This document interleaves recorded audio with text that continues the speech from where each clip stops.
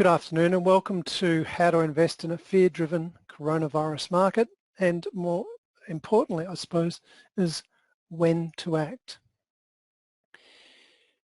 This presentation is for investors who want to think in a logical and an objective way, make clear decisions and hopefully not be driven by fear. Who am I? My name is Paul Wise. I'm the founder of Momentum Investing. I also run another business called Options 21. I provide education and advisory to high net worth individuals, both retail and institutional. I started my career as a registered representative of the Sydney Futures Exchange, and I am the responsible manager for an Australian financial service license, the numbers on screen. I don't normally tell people everything about myself, but it is important to listen to authoritative figures, and in the context of what I'm about to present, I am extremely well schooled, and I'm always upgrading my skill sets, and I've recently passed all professional examinations to be accredited with a professional status as a certified market technician by the Market Technicians Association based in New York, and that's a 3 to 5 year process. Just to finish my certification, I need to write some research reports for fund managers, but that's just had to go on hold just at the moment till I get through, till we all get through what's happening at the moment. I'm often asked to people often ask me, well, what am I doing from an investment perspective? So I'm putting up, a super account, which is my account, and as of March 17th, so I've gone back 1 calendar year, I'm producing a positive result of 8.84%. And some might say to me, Paul, how could that be? I'm going to actually show you exactly how it can be, and it may give you an idea what you could do. So how could I be producing potentially positive results in a market that seems to be collapsing? The answer, and Alex knows part of this answer, is that at the top of the market, and someone was in the room with me just prior to this occurring, all the tools that I use were indicating a potential top. So when you see potential tops, there's two things you can do. You can exit the market immediately, or you can put in stop losses. So what did I do? I put in stop losses, but it's what I did next, which is why I'm earning a positive return as the market is falling, because I shifted all my account to US dollars, and I shifted all my account to US dollars because in 2008 in the GFC there was a flight to safety into the US dollar. Now in 2020, guess what's happened again? There's a flight to safety. People are buying US dollars in a very big way.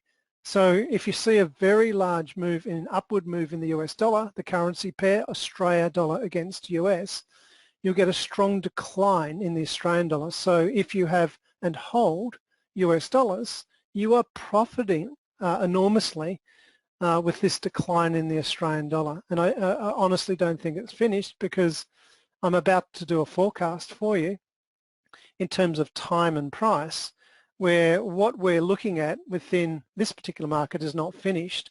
So it's sort of a currency hedge. And what I'm doing is put me in a mindset of non-fear. I have zero fear, and I am probably doing nothing. And if I lost a little bit at the top, it's all being made up. So I'm under zero pressure. And if you're listening to this, which there are some people that are listening to this from the United States, this is not a solution for you, because I'm in Australia and I work with Australian dollars. Your solution would be tailored to be a different solution. But there are many solutions, from hedging with put options, inverse exchange traded funds, which have all got their positives and negatives. But this is what I have done in this particular instance.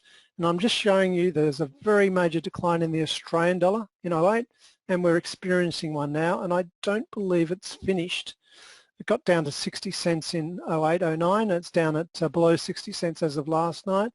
I think it's got a little bit more to go, and the reason it's got more to go because it's extremely highly correlated with the Australian market, meaning the Australian index, and the index hasn't finished. It is getting really punished for not only the reason of the strong purchase of the US dollar, but also the fact that Australia is so dependent on China, and China has, starting to look really weak, and hence we're getting, hit all around the place, and I believe that will continue to occur. So it's a solution for me. It may not be a solution for you, but that's what I've done, and it's why I will continue to produce a positive result for the foreseeable future as this market continues to capitulate. So how do we assess uncertainty? Well, I've only got two solutions to uncertainty. I'm very comfortable with uncertainty because I've lived it so many times. The only way to handle it is logic and objective assessment. If you're sitting there thinking you're going to make lots of money and you're punting away, after the first couple of losses, you're psychologically can be damaged, which is probably a point which is not connected to these 2 points, but I, in this environment, need to, and I'm talking from a personal perspective, need to remain calm, and all the assessments I'm making are not driven by emotion, and the points which I'm looking at on screen, which I believe are two major opportunities, in front of us, could actually have a dramatic effect on your portfolio and your future finances. So I'll present those two opportunities in a short fashion this evening, and if you again can take advantage or you want me to guide you through them, I'm very happy, and we'll make an offer later to show you how that can be done. The first point I want to make in this fear-driven environment is to listen to professionals. So you're hearing this message constantly. I'm not a professional. Anything I say which is, and I don't say anything which is medically inclined, is not relevant, because my deal is finance. So I just want to make sure that you already are hearing this on the news.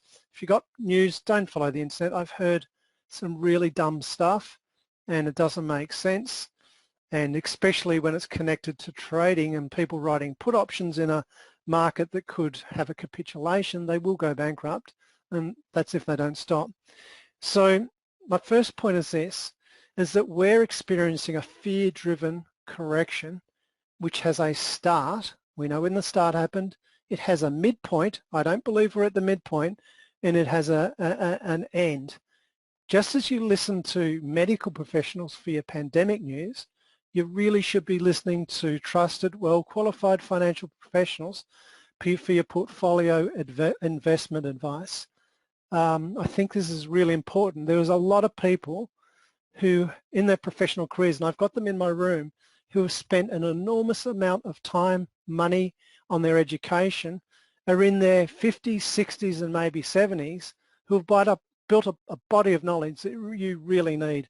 And this is why professionals are professionals, because they have got this level of expertise that honestly should be listened to, especially in this environment, which it takes the fear. Anything they say is not fear-based, it's factual-based. I just want to point out there are, and again, I don't want to encroach into any comments really about pandemics and that, but there are some positive signs in China that may give a sense to the duration of this crisis.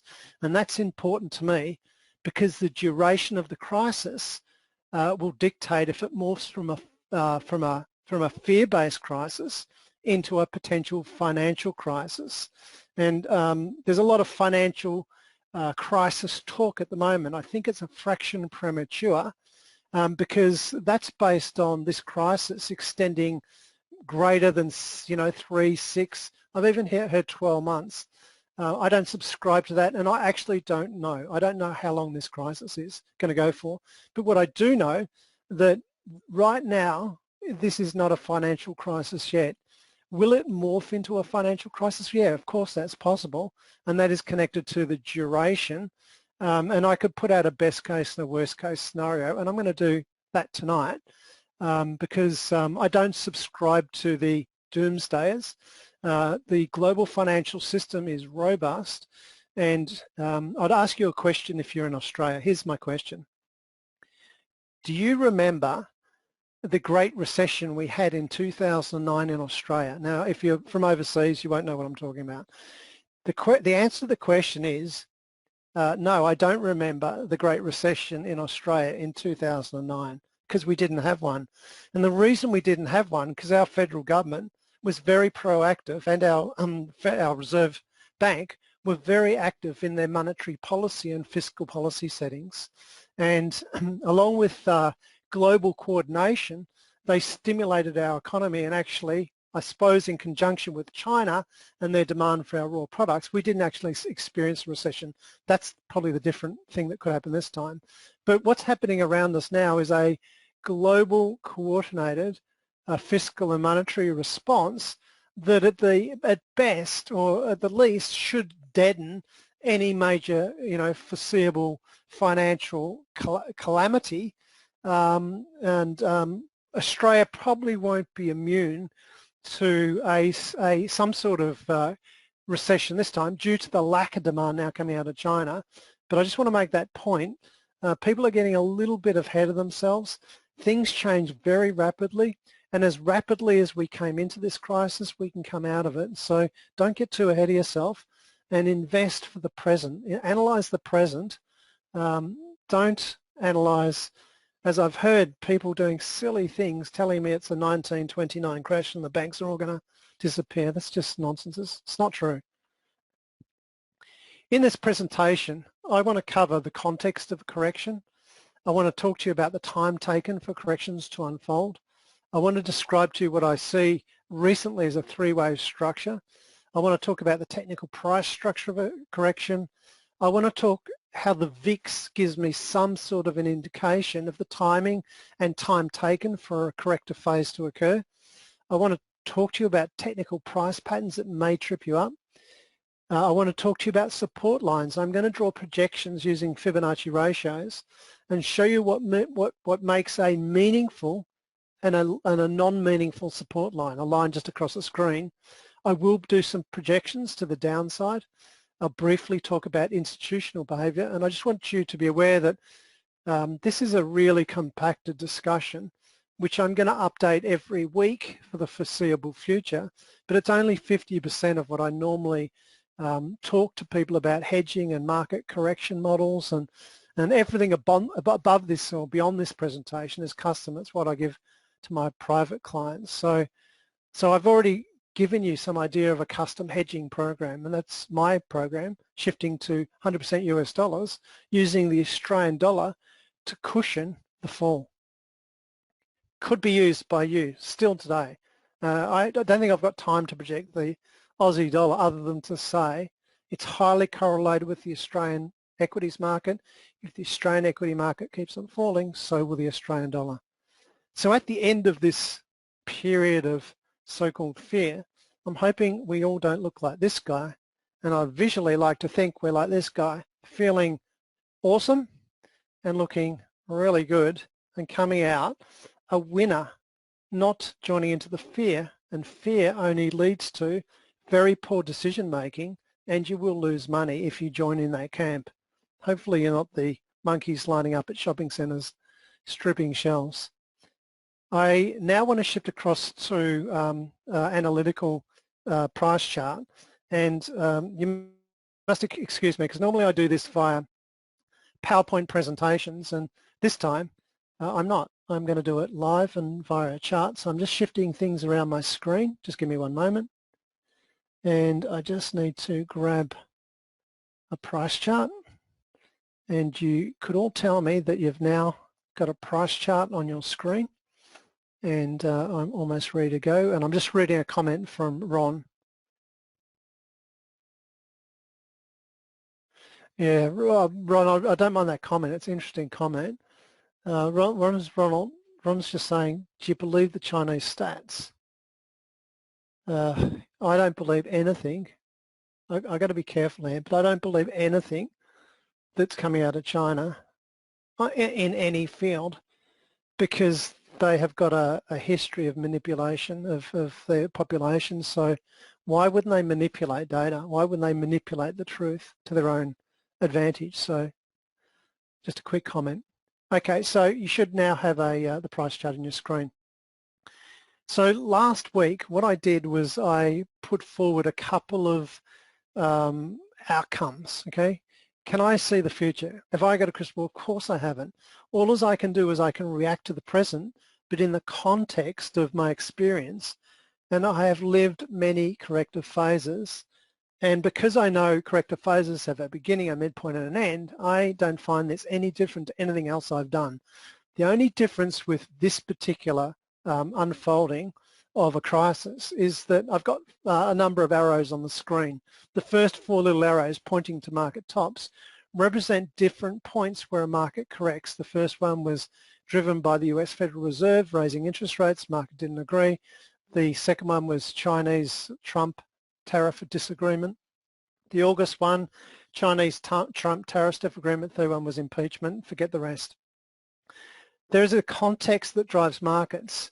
Now the context in all those first 4 pullbacks or corrective phases can be redirected, or the direction of the correction can be halted due to soothing words of a US Federal Reserve governor or a government saying something like Trump. Now that's the difference between this one. No one can predict what's about to happen in the context of an unfolding pandemic. That said, we do have, as I said, some interesting things. All my friends in Wuhan, I've got friends that, friends of friends that are actually back at work this week in the Wuhan region. That's going to be an experiment unto itself. We'll see how that unfolds in the next 4 weeks. But China's getting back to work. Singapore, I won't repeat what you're hearing in the news, but Singapore, Taiwan, listen to the news, what they've done to do what you know has to be done, flatten the curve. So they're doing a really good job. So therefore, I'm not in this full-blown, this is the end of, this is a zombie apocalypse nonsense. This is something that we, that's been proven in history, have the power to change. That said, at this point, we don't know how it unfolds or the length. But what I can tell you is that in a normal corrective phase, and I'm going to call normal, that being 2019, it takes approximately 3 months. So from the top to the bottom of the market, you know, from the beginning before you even know it's starting to the bottom, it was approximately 3 months. And that's a fairly decent correction of 20%. I've gone back and I've deeply looked at the 87 crash. Why am I looking at crashes? Because it kind of feels like the rate of change in price is that dramatic. It feels more crashy. That was the second theory I put forward last week. I put a crash scenario or a controlled capitulation scenario. It feels a little bit like a crash scenario at the moment, unless the market starts to rally tonight, which it doesn't look like on the overnight market. So therefore, you know, is it going to be 3 months or is it going to be 1 month? We're already 1 month into this. This started on the 18th of last month, and it's roughly 17th, 18th now. So, so we're already 1 month. 3 months, is it going to be 3 months? Maybe. It's actually, the timing's not so relevant. I think probably somewhere in between. Maybe it's going to be a 2 month. So when I say it's not that relevant on time, and I'm still going to paint a couple of pictures in a moment, what's more important is when it gets to specific support levels on screen, what happens at those support levels is the key as to whether the market has decided enough is enough and institutions start re-engaging, and it's absolutely quantifiable to analyse institutional behaviour at support lines and make the call that that is it. This market's not going to fall forever, and when they come back into the market, they're going to come in at such a force, I believe. You'll see, I'm maybe an over-optimist here, but we should see a V-shaped recovery. Remember, the workforce, global workforce is relatively young and will come through this crisis unscathed if we believe what's happening in the older end of our population globally. So it's not the workforce that gets damaged. Economically, the coordination of governments around the world are right now building a base to stimulate a recovery. And the only other thing is the demand supply destruction cycle, which is in process, and that's the cutting back, say, of airlines, and then the airlines don't employ their suppliers like workers, and it feeds on each other. I don't know how far that's going to go, but that's dictated by this duration thing. So let's just go forward and have a look at not the time. So I've done the context, the time. Just I want to look at the structure of a corrective phase, and I am going to repeat things that that I said last week, that may or may not come true. Don't call me up in a month ago, look, that wasn't correct, because all as I can do is, as I've already stated, analyse the present. And when I look at the, I'm going to use the 2019 corrective phase as a template.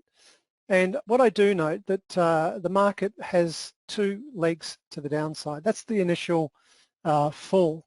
And I call it a dog leg, you can call it whatever you like, a three-wave structure. And I've been waiting for that basic pattern to evolve in the current market, and it actually has. The only difference between the current market is because the market's so high, it's doing very large moves, but it still has done this same thing. It's done this three-wave move, or this dog-leg structure. I do note also that when I was looking at 2019, and remember I invested in 2019, I've checked all my investment records from that. I know exactly when I re-entered the market. I know exactly the mistakes I made, which wasn't a big deal, but I got in a little bit early. But what I do know is that Fibonacci ratios are effective within these markets because they represent points of action driven by people. The market isn't driven by fundamentals, especially in this environment. In fact, chuck your fundamentals out the windows. Chuck your sentiment out the window. When I say sentiment, I mean your guesswork.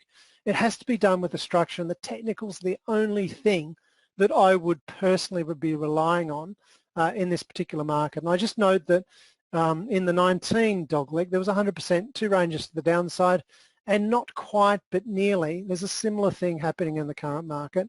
And I described the first range to the downside, market down. It has gone below that level that I put up last week. So this is where that theory that I talked about last week may not come to pass. And by next week, I'll probably be talking about my second, the crash theory. It's just going to melt down, which is obviously a possibility. So let's just talk about the market where it is now, because that level that it's hit in the last two nights is a very, very important level. And it becomes an important level when I bring up the chart and bring it to a weekly chart and contract my chart up so you can see, what does that big fat blue line represent? The big flat blue line represents, and I'm now going to clean up my chart, I got a little bit too much information on there.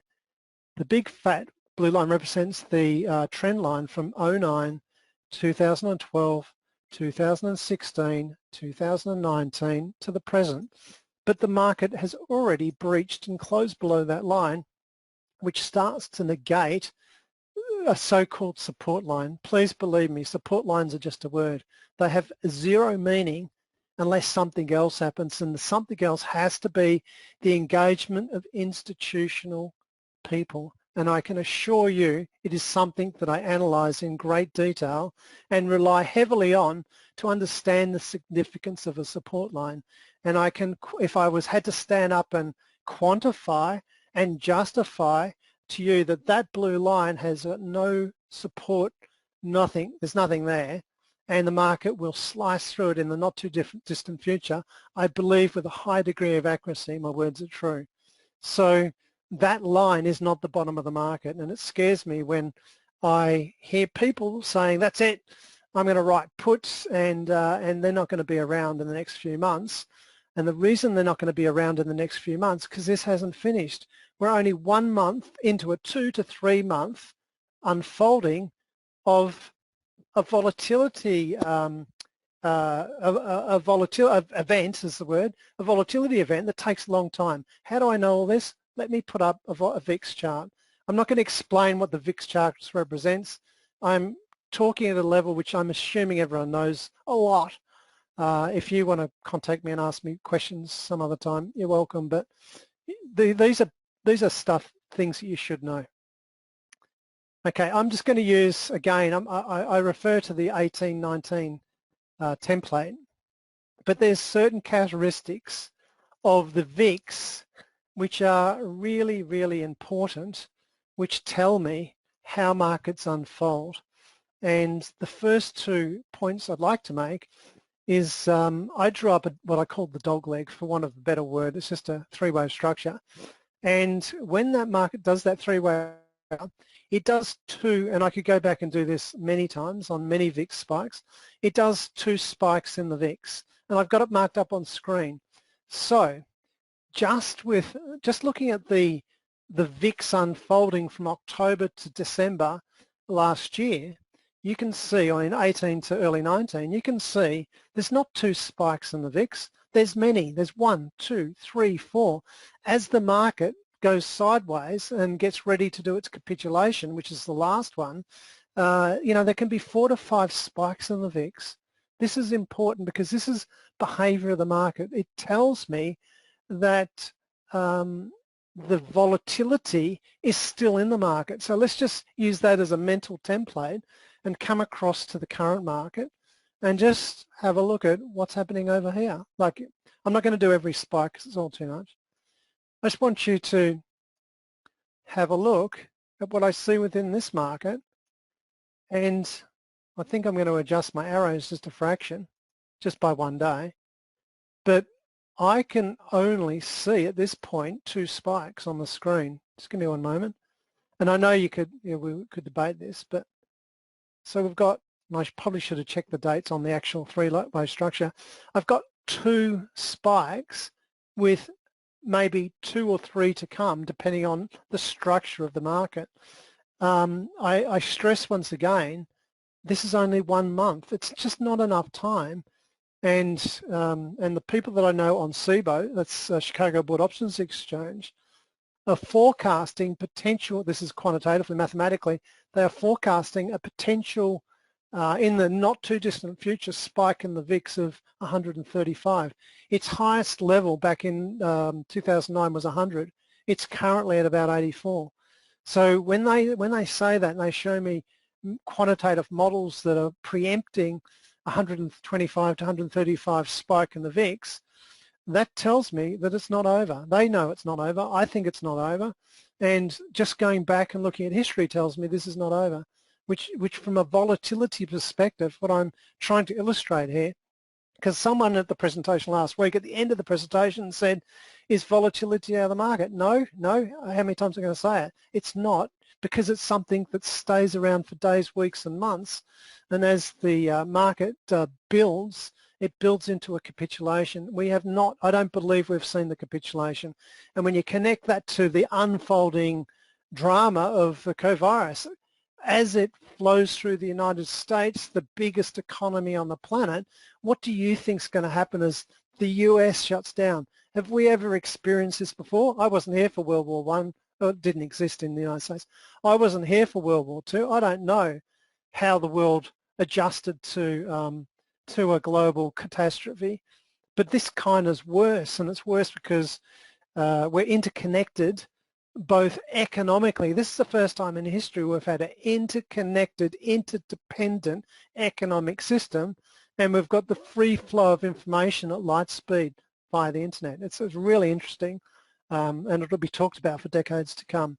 But I think you got my point. I don't believe this market is finished just yet, so be careful if you think you're good enough to call the bottom, because I've just admitted I'm not even good enough. What I am good enough to do is to analyse the market as it falls at specific levels on screen, and then analyse institutional activity around those points.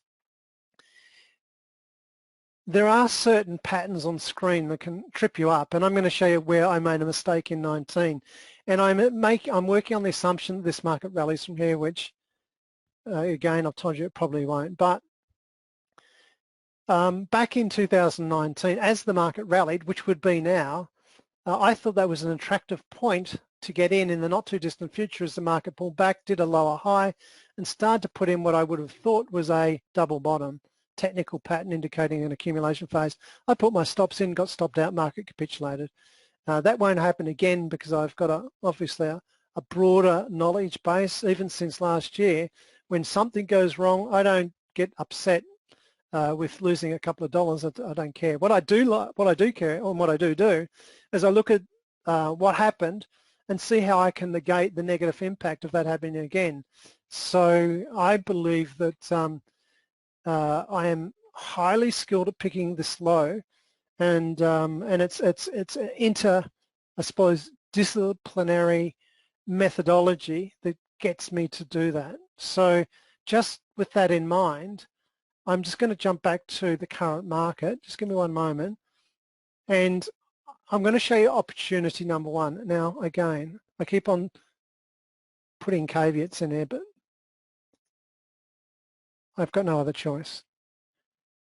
So the capitulation, you come here next week and I'll do the capitulation. If the market continues, it's probably going to be the capitulation.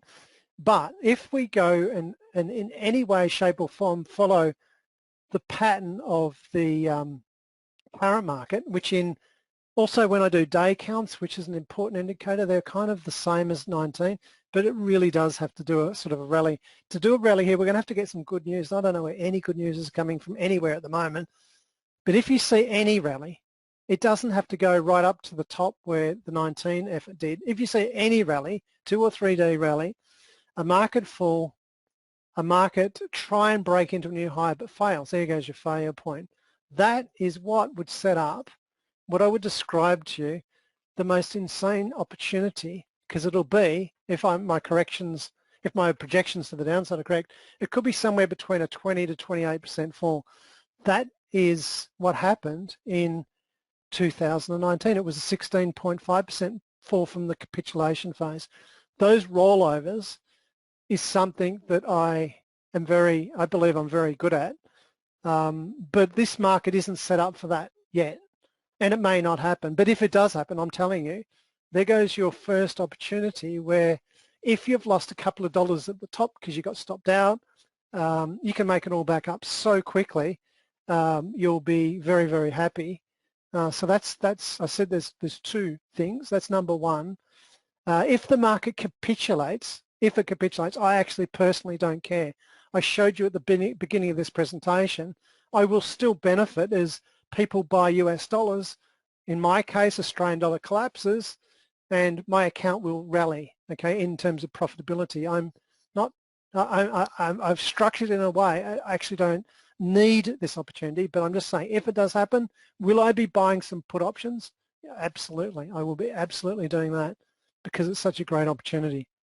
So let me just do a projection to the downside, and then we'll talk about meaningful support lines. I've already given you one meaningful support line. That was the 09 to 19 support line, which obviously the market's closed below and now has negated. There's no institutional activity at that support line, which means, you know, it's not significant at this point. But let's just run the theory that the market does do a bit of a rally, and I'm going to do it in proportion to 19, where it rallied right back to the previous swing high. It fell, it rallied partial way, and then it capitulated.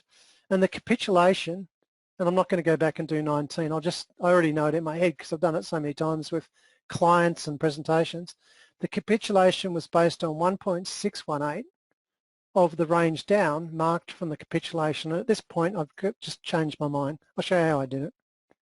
Okay, so let me show you how Fibonacci's are very useful. Please don't ask me why or how they work. I don't know. I don't care. But what I do know is they seem to measure human emotion. They are measurements of the natural world if you don't know anything about them. And they just work. That's all I care about. Just give me one moment. I'm just going to delete that, do it again. I made a mistake trying to get this accurate. I'm just measuring the first range to the downside. and then I'm using that range, first part of the dog leg, to measure the capitulation. And what I do note is that capitulation is 1.618 roughly down to the blue line. This is the 0919 line, which is the point of great interest. Now, that was a great point of interest because institutional behaviour at that point told me that was a significant line. So let's go repeat, assuming we get a similar thing. I'm going to do it again. So I'm going to grab that high of the market. In fact, I've already marked it up. So 100% of the fall is represented by the second leg to the downside. Okay, so where's 1.618? Let me contract up the chart. Let me show you. And then we're going to broaden the discussion out to worst case scenarios. Okay, so currently the market in the United States is 27% to the downside. And using the 1.618 extension, using the 19 move as a model, it's probably down to about 33%, 35%. The collapse in 87, I'm not at all suggesting it's going to be like that, but it was 35%. People that refer back to points in history and say that's how it's going to be, that's a very poor way of seeing what may be in the future. And the reason is that, say in 29, 87 or whatever period, the economics of the world, the drivers of economics, the interconnectivity of the world economically, the built-up knowledge base in economics and finance, it's like a different world. And the tools that are being used today to manage economies, like quantitative easing, you've heard that word, you should have remembered that word from 2009, quantitative easing, fiscal policy, monetary stimulus, early intervention, these are things that weren't done in 87. They didn't quite get that level of sophistication. Obviously back in 29 it was back in the dark ages, they were operating in a cave. So is that possible? Well, yeah, it's possible. And that line there, and I should delete that little blue line, where I've got 33, somewhere 33, 35, when the market gets to these lines, if the market gets either via a capitulation and or an organised unfolding of a pattern, I will pay very close attention to that line. But because I've discussed this is an open-ended, relatively uncertain event, I need to also do other scenarios on my screen which are points, if the market slices through, I will pay great attention to. So I'm now going to go back to a weekly chart, and I really have to clean up my chart because I've got way too many lines on. Give me one moment because they all distract from the words. Just one moment. Okay, so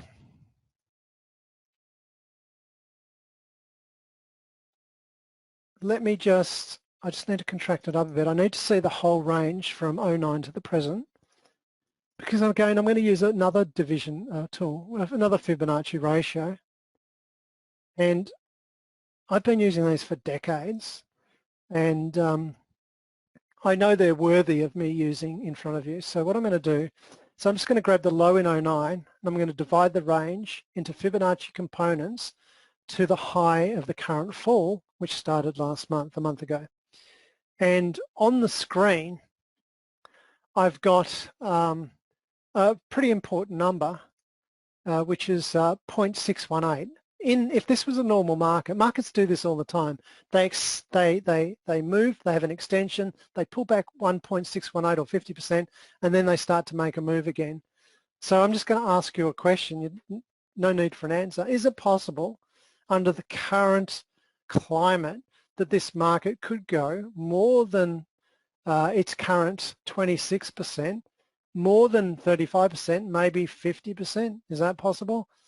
It is. Anything's possible, and that's something I've learned in finance, especially when fundamentals, there is no fundamentals, when fear, blind fear, and absolute uncertainty is driving this market, and the media amplifies the effect through their reporting. Anything is possible, but once again, I've told you I'm hedged. It doesn't matter. I'll only profit if it gets down there, but when it gets down to the 50%, or 0.618 pullback, the 50% pullback between 09 and the present, you know, that would be, that's the second opportunity I'm trying to describe. It may not get there. It may be only the first one I showed you. And I've got to study this in real time and come to a conclusion. But if I'm correct and the duration of this crisis doesn't go too long and we don't progress into a financial crisis, a V-shaped recovery is possible, and that is an unbelievable opportunity, and it'll be driven by very specific sectors within the market. I'm just going to put up one more just to prove a point, because I've got a client, I don't know whether he's in the room. His name's Richard. Richard, are you here? Just give me one moment. No, Richard's not here, okay? So I can say anything I like. Okay, and often when I'm analysing the market with Richard, I often say you're full of BS and it's not possible what you're saying, and he has been right so many times, and it's taught me one thing, that I'm a bit too optimistic, and what he says means that anything can happen in financial markets, which I kind of know anyway. But the reason I'm bringing that up is because I've got a last horror scenario, which I said last week I was embarrassed to put up, and it's a trend line that extends from 1980s, slicing through the low in 2000, which is the tech crash, slicing through the GFC low. I've done a line of best fit. Don't worry, it doesn't fit perfectly. It doesn't have to. It's called a line of best fit. It fits, you know, nicely with all the other lows and comes out at 58% pullback in the markets. Now, you may say, Paul, that's just lunacy, and I agree with you.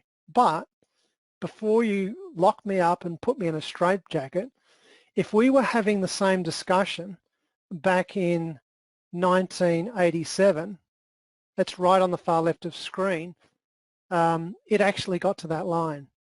Although I started that line, I should have taken it back from there. If we had this discussion, forget that first one, if we had this discussion back in the late 90s, and I drew that line, and you said I need a straitjacket, you would have been wrong. If we had that discussion in 2007, 2008, and you said I need a straitjacket, you would have been wrong. So all of this tells me is anything technically is possible within the markets, which is not really relevant to when you act, but you need to be mentally prepared, and at these levels do precise analysis in real time that sets you up for, there's only two things that can happen. It can be a U-shaped recovery, which would be like 87. The economy was damaged and it took a long time to come out of it. Or it can be a V-shaped recovery. Look at 09. Is that a V or is that a U? It's quite a V-shaped recovery. It's very, very strong. And remember, that was after a long period of QE, quantitative easing by the US. Australia didn't join in. By comparison, I'm not sure whether you can even see it. And this is, remember, this is a weekly chart. The 87 was what I call a U-shape. It was just a slow, grinding, pullback market that didn't take off. But we are in a period of economic times where there's a certain level of control I still believe US Federal Reserve still have, unless all economic theory gets thrown out the window, they still have to control and encourage the markets to behave in a particular way. Okay, just let me read my notes. If you have a question, now is a really good time to ask that question, because I'm just going above, just quickly, just checking my points that I've answered everything. I've just got a notepad. I talked about a context of a correction. I haven't finished yet. I talked about the time taken for a correction to unfold. Talk about three-way structure, technical price. I illustrated the VIX tells me there's more to come. Technical patterns, the meaningfulness of a support line, Fib projections, I've done them. And I think I've done a pretty good job. So let me just now swap back to my PowerPoint presentation. Give me one moment. Just getting rid of my screen and pushing it across to, I've got multiple screens in front of me. Got 3 screens. I've got to swivel my head around to try and get on control.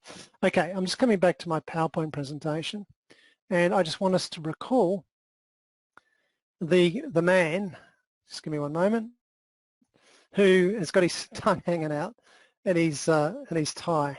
His tie is his tongue. I'm not going to start talking about mental health here, but if you've got issues with stress and you're not sleeping well, stop looking at the news. Nothing's going to change. Look at it once a week. But this is what I don't want to see, and I am not going to end up like this guy, because I know when to stop overwhelming myself with negativity and try and stay and frame, which I did many weeks ago. As I got stopped out, I didn't feel good because I got stopped out. I lost a bit of money. But then my next job was to reframe how I saw the markets, and I turned getting stopped out into a positive, and that's when I started looking at opportunities, of which I presented two to you tonight. Two opportunities, that is the capitulation potentially if the setup occurs, and then the low of the market. I just want to show you that there is what can happen when a low starts to take off. This is my account back in 2019 on the 26th of December. I re-entered the market on the 7th of January 2019. So this is 6 months forward from the December low, but I want to show you what happens in a V-shaped recovery or a strong recovery, and staggering returns can occur. And this wasn't a deep correction, but it was 22%. So the reason I'm showing you that is because I have done this before, and I'm probably going to do it again. And I actually don't care if it's U or V shape, because I don't only trade or invest in equities. I will trade in when suitable. I'll go for bonds, I'll go for equities, I'll go for currencies. And what happens? See, this is how I can't see the future, and I don't intend to forecast make statements which are all bull dust anyway, because no one knows. But what I can say is my analysis and my emphasis will change as the market changes. For example, say this crisis led us into a financial crisis. Well, my focus will change from equities to risk-based assets like currencies or precious metals. It's nearly due. I thought this was not going to happen for a year, but maybe that's what happens. So irrespective of what happens, I am very confident that looking at the market in real time can produce some really interesting results. That's only 6 months. So I'd ask you, using my guidance, if I replicated similar performance generated in the 2019 low, what would that be worth to you? Would that be worth anything? If it's worth nothing, that's fine, and I won't be hearing from you. But I'm saying that I have a lot of expertise, a lot of experience, and a lot of knowledge that can be utilised, which is clear and objective, that can be utilised in a market that looks completely out of control. It's not out of control. To my clients, I promise to define the end of this corrective phase in real time with my active guys, presenting a unique opportunity to produce superior returns to the end of 2020. How can I help you? That's if you even want or need help. Maybe you're on top of it, so that's good luck to you. But for those people that need some help, I've set some time in next week to speak to you if you want. I will assist you to make a series of decisions that are based on objective measurements, not guesswork or gambling, that has the potential to deliver the best returns you've ever received. I'm not willing to talk to every guy. Some people want a knitting group. I'm not into a crochet group of individuals just talking about stuff. I want to talk to people, if you want to have a chat to me, who are committed to their success and to hitting specific investment goals. I can show you how to set investment goals by following guidance that I offer. I want people that are be strong, goal-orientated individuals that are confident and have good organisation. They put a value on knowledge and understand it can transform what you're doing. And I'm just saying, if that doesn't describe you, it's okay not to contact me. And I know that's a bit harsh, but I'm extraordinarily busy, as everyone is at the moment. So I'm sorry if it sounded a little bit unkind. If we talk, I'll closely examine your investment goals and help you to get absolute clarity on how to reach them fast. I'll walk you through a strategy that's designed to position your portfolio, a custom methodology, such as my custom method of currency hedging at the moment, to get your portfolio to take maximum advantage, which could be a once-in-a-lifetime opportunity investing in, and I can't tell you what it's going to be just yet. Probably equities, but could be equities, probably won't be bonds, and precious metal markets in both the United States and Australia. If you want to have a chat to me, please be my guest, but I would like you to use the link that is not on screen because I actually did not record it. I need to just place it somewhere where you can access it. You can copy this link, obviously, by taking a screen capture, but what I'm going to do right now is I am going to put it into, and I've got a, I've just gone and sent it to you. Everyone's got it. See in the screen, and I can even type it into, if you want that link, I can type it. If you want to talk to me, use the link. Oh, it's in the chat panel as well. Just give me one moment. I'm just going to type it in there. Go send. There it is. So you get that. It's a scheduler. It just takes us across to an organized scheduler, which gives you a GoToMeeting link, and I get reminders and I don't forget, and that's the way to go. So you've got a couple of options. I think there's a brilliant opportunity here, but most will do nothing because it doesn't require any risk, and usually people of little faith miss out on all the unique opportunities because they're in fear-based mode. I've tried to suggest that you can get out of that with guidance, steady guidance that I am offering, and with tools that are objective and not guesswork. Or your second option, invest some time into seeing what's possible and be willing to implement a strategy to create a future life. So guys, that's it for this evening. I will do this on a weekly basis. This drama is going to be unfolding, and I've got a lot of loyal people that I've spoken to over many decades, and I believe that I haven't done this.